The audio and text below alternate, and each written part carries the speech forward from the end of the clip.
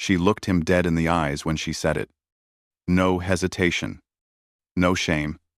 Just a cold, cutting sentence that sliced the air clean in half. I'm sleeping with your best friend, and you can't do a damn thing about it. And she walked away like she'd simply commented on the weather. Men. What would you do if the woman you trusted most spit in your face like that? If the person you loved, I have not, protected, and built a life with, suddenly turned into a stranger wearing your wife's skin?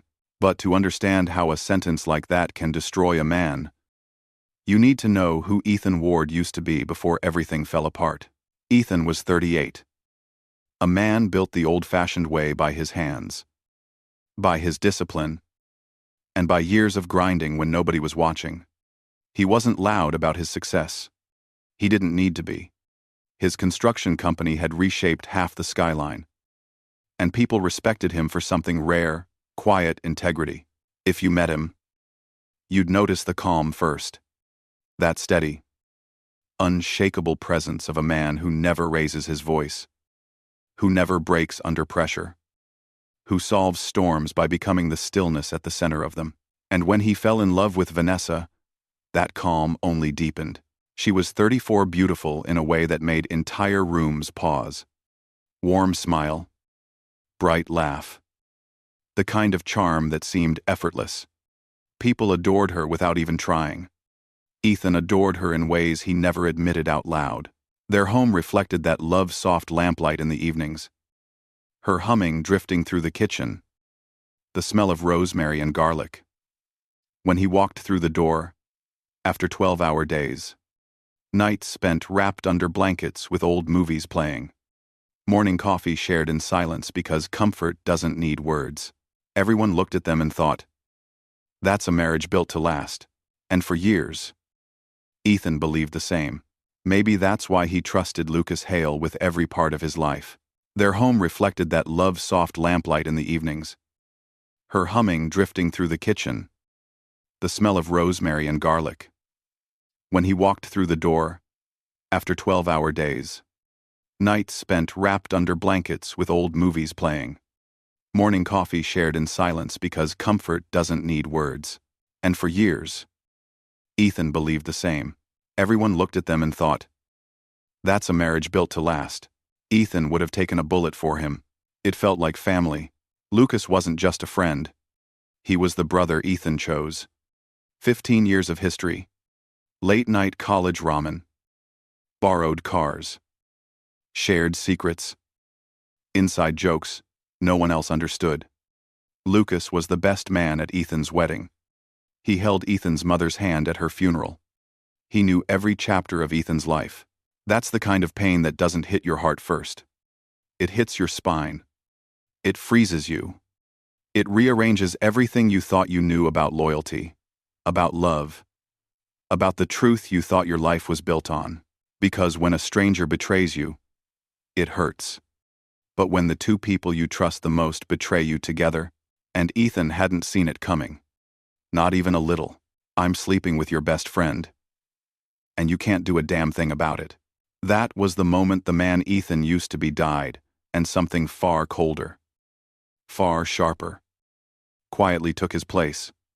Sometimes a marriage doesn't break in a single moment. Sometimes it fractures slowly, quietly, like a hairline crack in glass that spreads long before anyone notices. For Ethan, that crack began almost invisibly, and between the three of them, Ethan, Vanessa, Lucas, there was always laughter. Dinners that lasted too long, drinks poured too generously, stories retold 1,000 times. Then came the late-night texts. Ethan would be finishing paperwork, reviewing contracts, sipping the last of his whiskey. Vanessa would be lying on the couch beside him, phone tilted away just slightly, eyes flicking down, smiling at something she didn't share. Whenever he shifted closer, she'd lock the screen out of reflex, a nervous habit she never used to have. And when he reached for her phone one afternoon to hand it to her, just hand it. Nothing more. She snatched it so fast she nearly dropped it. Careful, he said gently. surprised. But her face flushed. Her breathing quickened. And she muttered, It's private. Private. A word that didn't belong in their marriage. Ethan didn't argue. He simply stored the moment away. In that quiet part of his mind, where doubts go to sharpen themselves, but the biggest crack came from someone he never expected, Lucas. Lucas began stopping by more often. At first, it made sense. Years of friendship rarely need invitations. But Ethan noticed something he had never seen before. When Vanessa heard Lucas's voice at the door, she lit up. Not the soft warmth she showed Ethan. Not the tender affection of a wife. No, this was different. Brighter. Younger. Almost girlish. A glow. And when Lucas talked to her, she leaned in too closely. Too eagerly. Her laugh rang louder. Her eyes shone in ways Ethan hadn't seen directed at him in months. Most men would have confronted it right then. But Ethan wasn't most men. He watched. He waited. He let the truth show itself. And one evening, it finally did. Ethan was working in the living room. Laptop open. Numbers blurring together as exhaustion settled into his shoulders. Vanessa's phone buzzed on the coffee table. Just once. Just enough for the screen to glow. He didn't reach for it. He didn't touch it. He simply looked up and read the message preview that changed everything. Can't wait to have you again. When will your husband leave? Time didn't slow down. It didn't speed up. It simply stopped. Ethan's fingers froze above his keyboard. His breath stalled in his chest. Every memory of love, loyalty, and trust scattered like ash in a gust of wind. The words repeated themselves in his mind like a brand searing hot metal. Have you again? Your husband. Leave. He stared at the glowing screen. Waiting, hoping it would vanish. Reveal itself as a mistake.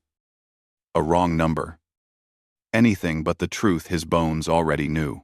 But the screen dimmed, confirming everything. Most men would have stormed into the kitchen, shouting, demanding answers. Most men would have broken something, cursed, cried, begged, but Ethan simply blinked, let the air fill his lungs again, and whispered one quiet sentence through lips that barely moved. Dinner's ready. His voice was steady, too steady. The kind of steady that doesn't come from peace but from a storm winding itself tight inside a man's chest. Vanessa came around the corner, smiling brightly.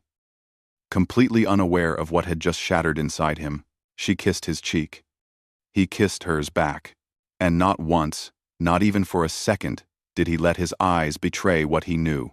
Because Ethan Ward had decided something in that moment. He wouldn't scream. He wouldn't accuse. He wouldn't warn her. He would watch. He would wait. And when the truth exposed itself fully, he would make sure Vanessa and Lucas regretted every second they thought he was blind. Because the calmest man in the room is often the one planning the quietest kind of destruction. Ethan didn't raise his voice. He didn't slam a door. He didn't even change his expression. But inside, a switch had flipped a cold. Quiet switch that men only reach when the truth stops hurting and starts sharpening. The next morning, Ethan made one phone call. Not to a friend. Not to a therapist. Not to Lucas. But to a man named Rowan Pike. A cybersecurity specialist who had built surveillance systems for half the city's corporate towers. Rowan didn't ask questions. Men like him understand that silence itself is the answer. By noon, Rowan walked through Ethan's front door, carrying a small, dark case. Ethan greeted him with a nod, nothing more. Two men who didn't need words. The house stayed hushed as Rowan worked. The tiny clicks of tools. The soft scrape of a panel being lifted. The faint hum of a device powering on. Invisible cameras slipped into the home like whispers. Above door frames. Behind a decorative vase. Tucked into the vent near the bedroom window. In the corner of the living room where Vanessa loved to curl up with her wine and girls' night calls. Each one small enough to disappear, yet sharp enough to record every truth Ethan was owed. This wasn't a man spying out of insecurity. This was a man gathering facts before delivering judgment. By the time Rowan sealed the last panel, the house looked untouched. Untouched, but not unguarded. When the specialist left, Ethan stood alone in the quiet living room, feeling the shift in the air. This was no longer a home. It was a battlefield. And he was finally armed. A few hours later, the sound of keys jingling announced Vanessa's return. Her perfume drifted in first. Sweet and familiar.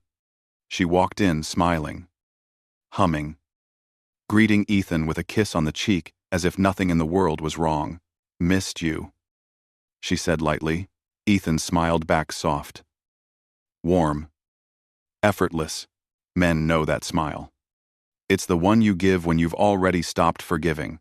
Vanessa bustled around the kitchen, rambling happily about lunch with friends. A new nail color she wanted. A dress she had her eye on. Her voice was sunshine. Her laughter was honey. And Ethan's calm was stone. When she finally paused and leaned into him, eyes bright, he spoke with perfect steadiness. "I forgot to mention, I'll be traveling for a few days. 3. Maybe 4. Just 5 simple words. But Vanessa's reaction told a full story. Her shoulders lifted in a tiny, involuntary breath, a breath of relief. Barely a flicker. Almost invisible. But men know. Men see what they're not supposed to see. She disguised it quickly, smiling sweetly, fingers brushing his arm. "Oh, you didn't tell me. Everything okay? Everything's fine," Ethan said. And somehow, those words carried more weight than any accusation could. She kissed him again, slower this time, like she wanted to seal her innocence with affection. Ethan kissed her back. Because the deadliest moves in a silent war are the ones wrapped in gentleness. That night, Vanessa slept peacefully beside him, but Ethan, he lay awake, eyes open, waiting for dawn, not with dread, but with a calm that could only mean one thing. The storm had finally chosen its direction, and it wasn't going to hit him. Ethan didn't pack much for his trip, just enough to make the lie believable. But before the plane even finished taxiing down the runway, his laptop was open. The small black receiver connected, the screen pulsing with the quiet promise of truth. Most men think they're ready to see the thing they fear. Almost none of them actually are. Ethan clicked the first folder, and the footage began. Vanessa appeared on the screen. Standing in the living room, hair touched up, makeup fresh, checking her reflection as she waited. You could see the anticipation in her body, in the way she kept smoothing her shirt, pacing, glancing at the door. Then the door opened. Lucas stepped inside like he owned the place. No hesitation, no guilt. Vanessa practically threw herself into his arms.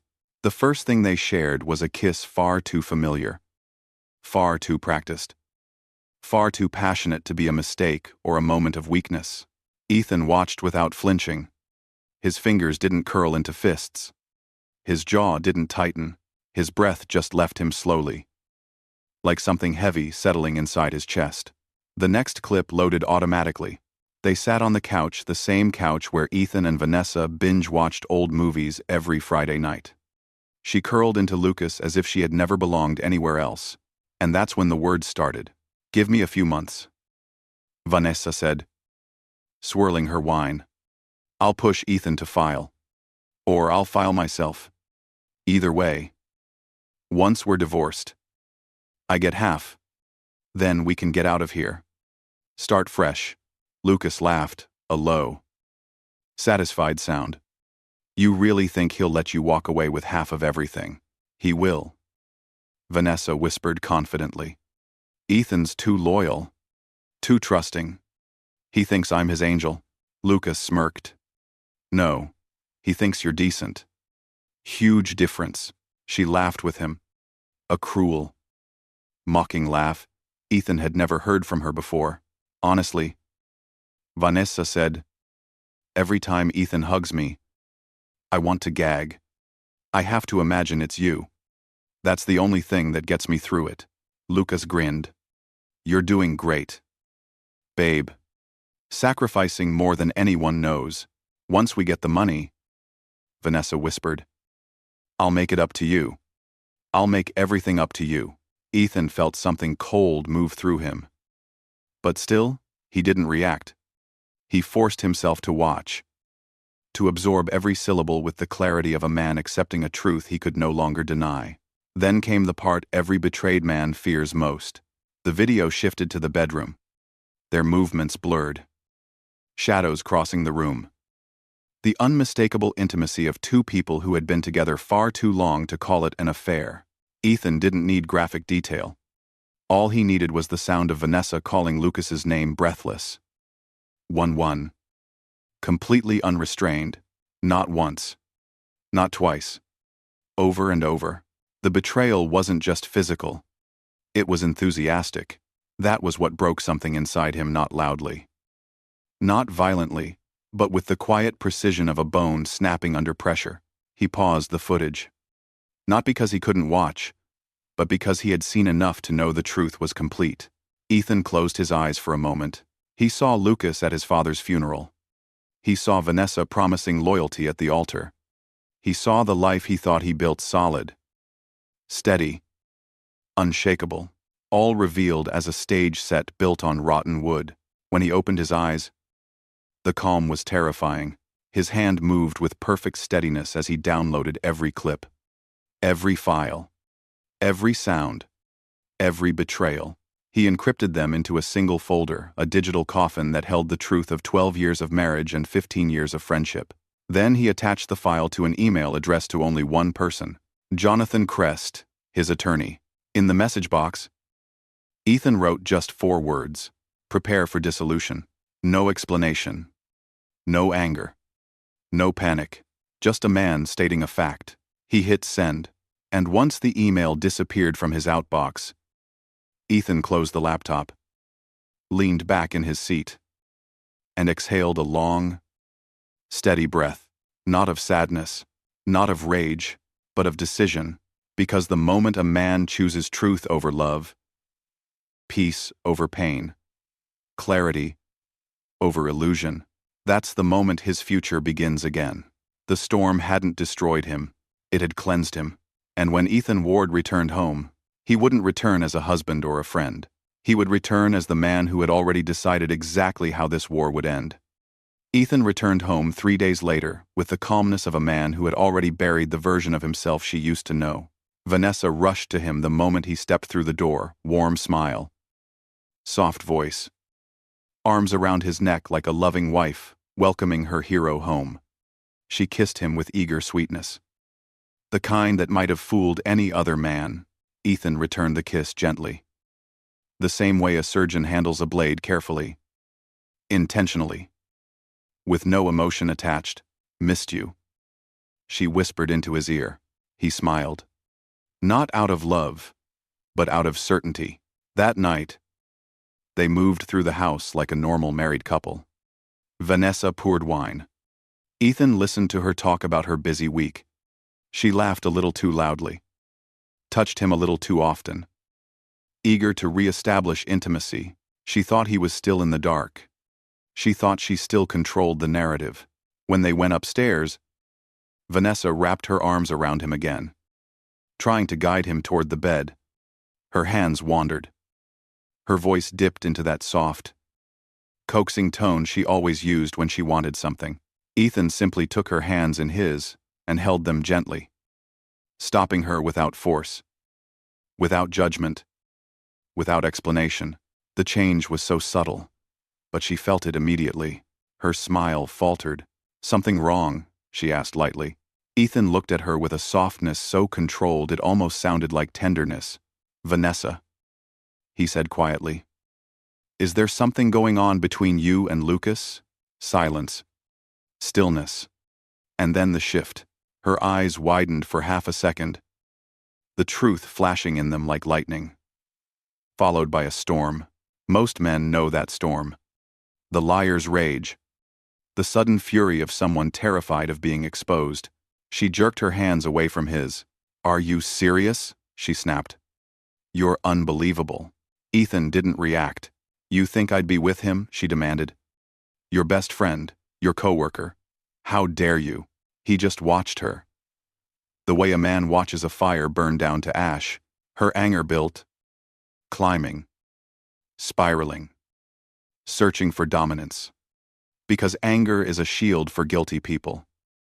And she wielded it like a weapon. You know what? She finally shouted. Eyes blazing. Yes, I'm with him. I've been with him. And if you can't handle it, then divorce me. There it was. The confession, she thought, was power.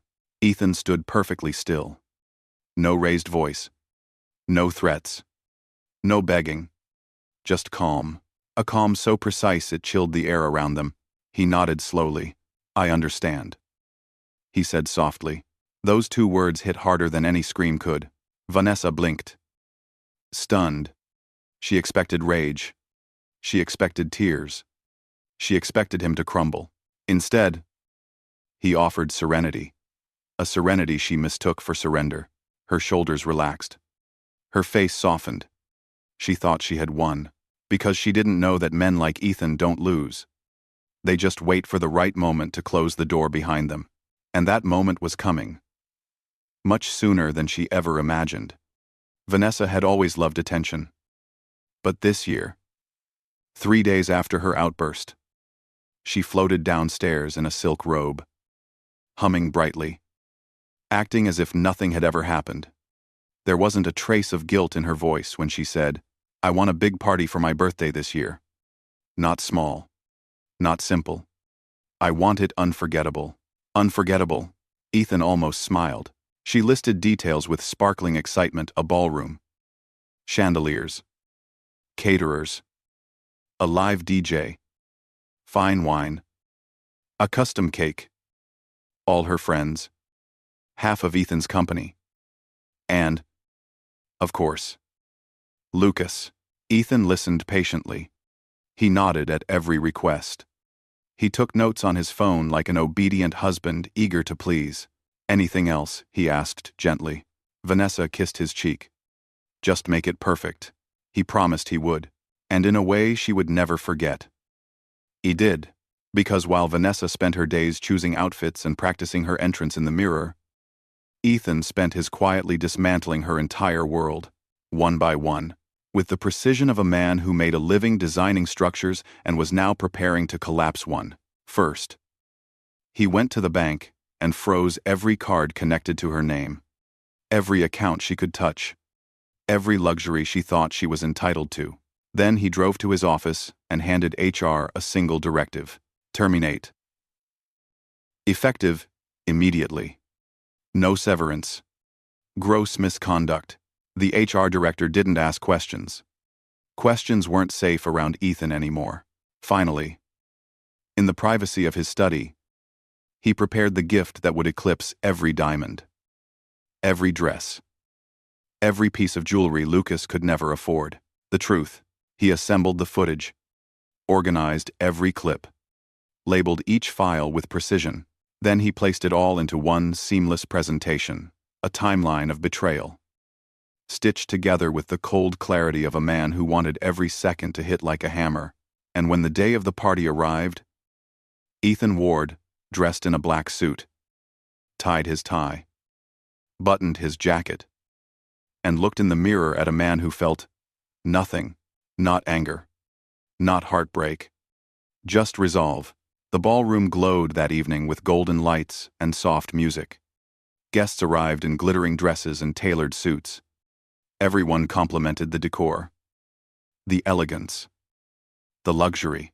Vanessa entered like she was royalty, hair perfect, dress shimmering, a smile stretched wide enough to hide a lifetime of lies. People rushed to her, offering gifts, compliments, hugs, and she looked radiant, soaking in the attention she believed she deserved. Ethan stayed quiet near the stage, watching her glide through the room. She touched arms, kissed cheeks, laughed easily, a woman convinced she had already won, and then the microphone crackled.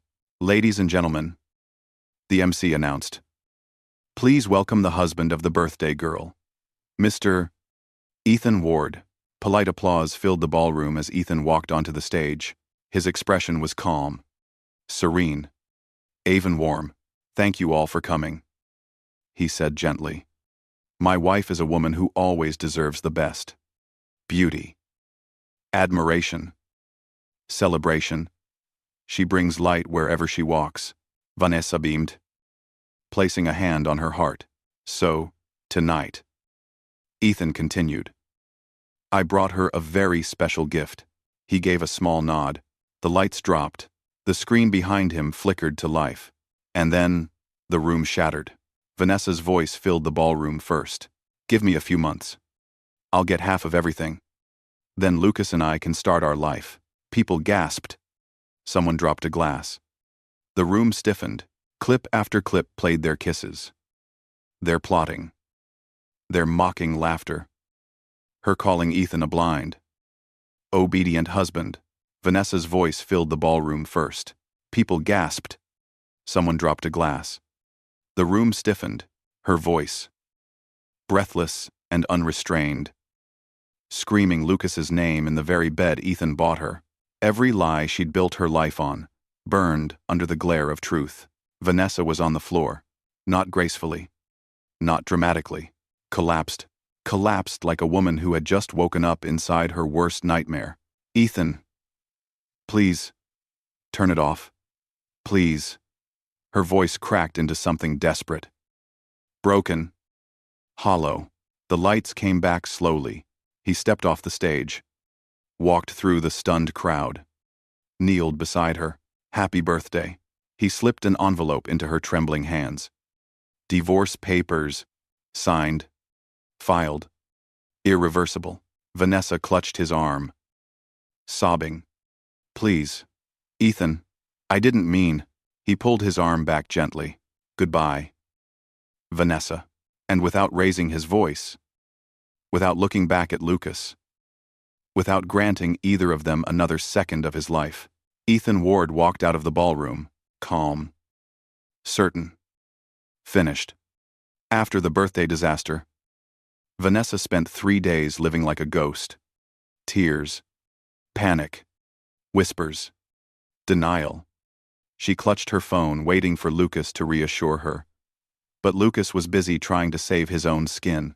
Finally, they sat together in a polished office across from a high-priced attorney, a man who charged by the minute and promised the world. You were his wife, the lawyer said confidently. No prenup. You're entitled to half of everything. Vanessa exhaled like she'd been holding her breath for years. Lucas smirked, reassured by the sound of money. They walked into the courtroom, believing justice was on their side. But justice doesn't bend for liars. And Ethan Ward wasn't the fool they thought he was. He sat quietly beside his attorney, Jonathan Crest, a man whose reputation alone could silence a room. When the judge asked for opening statements, Crest stood and placed a thin document on the desk. Your Honor.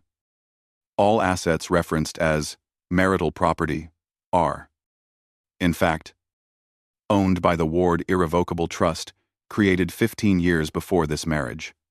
My client is the sole trustee and beneficiary. No property is subject to division. Vanessa blinked. Lucas froze. Even their high-priced lawyer faltered. The judge reviewed the document, the notarization, the dates, the signatures. When she spoke, her voice was firm, final, merciless.